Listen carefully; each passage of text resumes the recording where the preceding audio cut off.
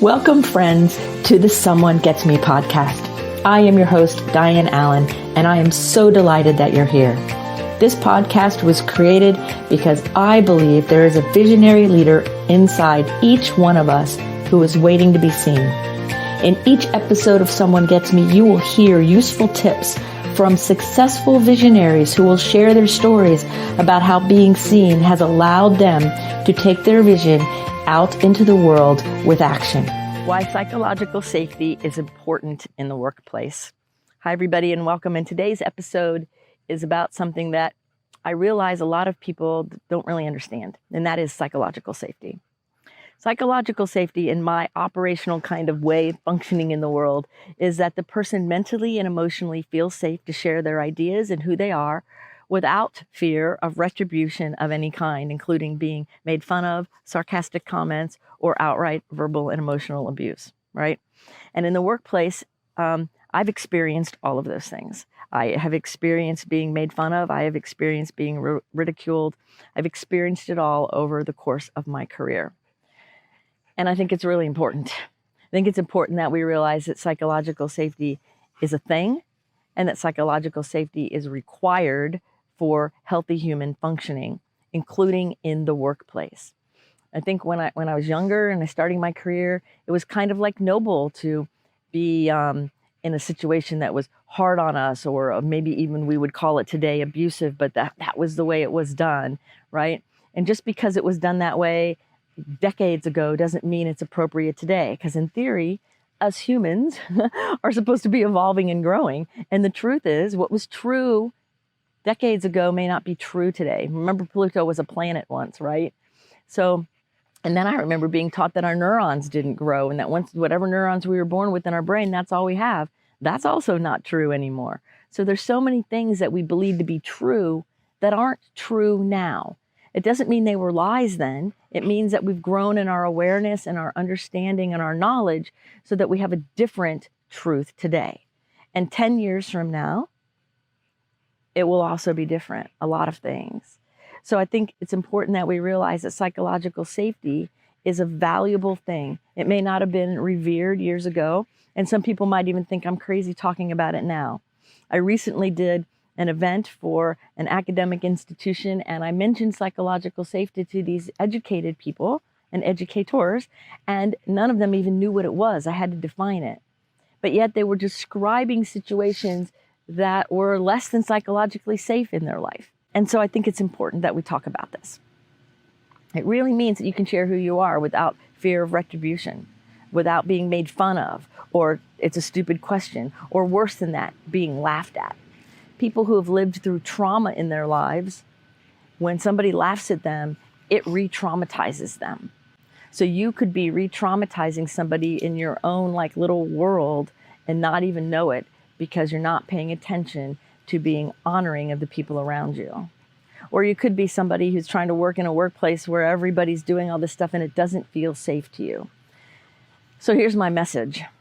If you're not feeling safe, honor that and move to a place that you are feeling safe. If it means change jobs, change jobs. If it means starting your own business, learn how to do that and do it. I'm not saying go quit right now. I'm saying make a plan to get yourself psychologically safe. If you're an employer or a supervisor or a manager and you're not creating psychological safety for your people, like maybe you're using offensive language. I mean, like really offensive language, not the stuff that the people make up now in the culture. I'm talking about, what are you doing? Are you treating people with the dignity and respect and honor that they deserve? Like really? Because if somebody's working for you and they don't deserve your honor, dignity, and respect, I want to know why you hired them.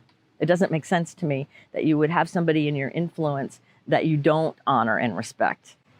So it's time that we as humans, as responsible adult humans, pull together some understanding that's a whole lot better than what we've been doing. Now, I also think that this lack of psychological safety and high levels of fear in our culture that have been instilled in us, at least starting at 9/11, if not before, that high level of fear has altered our DNA, and it has changed how we think, and it has slowly made us kind of numb to what's right and what isn't.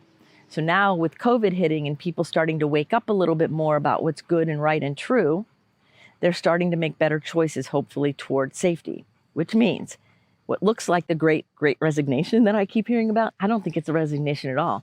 I think people are taking a stand for what's good and right and true for themselves. I think it's part of a great awakening. And so sometimes we have to write a resignation letter to one way of life in order to receive the other way of life. I've worked in substance abuse for years, and I always had my people write a resignation letter as general manager of the universe, because most of them were trying to control the whole world. It's the same thing. We have to resign from the old way in order to receive the new way. That's how it works. You can't grab this without letting go of that. So what are you doing to create psychological safety in your life? What are you doing if you're an employer or a supervisor or with anyone, you're an influencer? What are you doing to create safety? And I'm telling you, if you're in a position where you don't feel psychologically safe, start taking steps to be safe. You deserve to be safe. It matters that you're safe. And just like this tree that I'm standing next to, it's probably been here like, I don't know, 70 years, maybe bigger. It's a big tree. It's rooted, it's grounded, it's firm. I can lean up against it and feel that safety of Mother Earth, the safety of the tree, the safety of earth beneath me. And it's in that safety that my spirit can soar, my brilliant ideas can happen, and all of my quirky, gifted, crazy parts of me can show up into something and create beautiful experiences and events and relationships. So your neat, weird, quirkiness self that's hidden in there, it's time to bring it out. It's time to shine. It's time to be grounded in a way that serves you and serves the world. We can only do this when we are psychologically safe.